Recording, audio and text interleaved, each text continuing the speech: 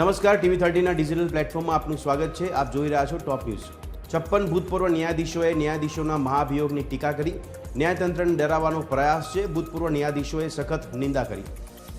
Indigo કટોકટી વચ્ચે DGCAએ કાર્યવાહી હાથ ધરી. 4 ફ્લાઇટ ઓપરેશન ઇન્સ્પેક્ટરને સસ્પેન્ડ કર્યા. સલામતી ધોરણોનું ઉલ્લંઘન કરવાના આરોપ બાદ કડક કાર્યવાહી.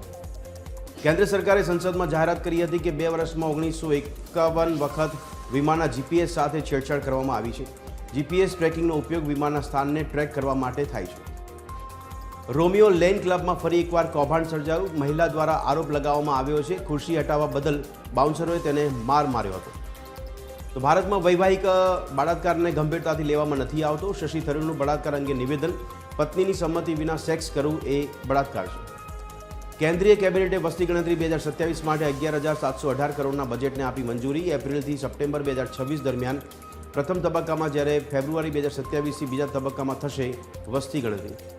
અમદાવાદના સાયન્સ સિટી વિસ્તારમાં લાગેલી આગ કાબૂમાં. 35થી 40 લોકોનું ફાયર વિભાગે રેસ્ક્યુ કર્યું. પરિશ્રમ એલિગન્સના એકમમાં લાગી હતી આગ. નર્મદામાં મનસુખ વસાવાના ભ્રષ્ટાચારના આક્ષેપ પર દર્શનાબેન દેશમુખનો વળતો જવાબ. કહ્યું, ભ્રષ્ટાચારની વાત સાબિત નહીં થાય તો હું માનહાનિનો દાવો કરીશ. મોરબીમાં પોલીસ ભરતીની તૈયારી કરતા યુવકનું મોત. 25 વર્ષીય યુવકને ગ્રાઉન્ડમાં દોડ્યા બાદ આવ્યો હાર્ટ એટેક. પરિવારમાં શોકનો માહોલ. તો ચાંદીએ તોડ્યા તમામ રેકોર્ડ. 1 કિલો ચાંદીના ભાવ પહોંચ્યો 2 લાખની નજીક. છેલ્લા 10 દિવસમાં ચાંદીનો ભાવમાં 45,000 રૂપિયાનો ધરખમ વધારો.